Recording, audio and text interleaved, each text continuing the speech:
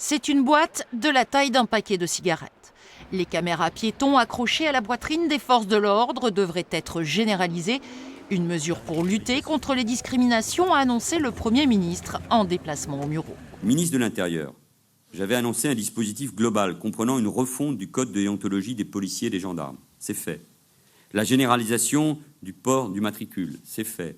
Et une expérimentation des caméras piétons. Elle a été concluante.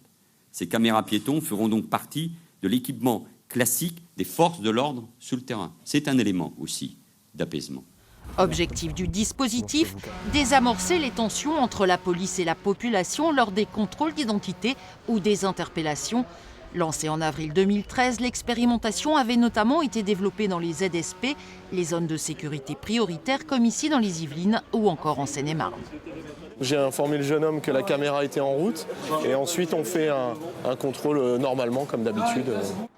L'ambition affichée est de protéger le citoyen comme le policier, une mesure bien mieux accueillie par les forces de l'ordre que le récépissé, promesse de campagne de 2012 pour lutter contre les contrôles aux faciès.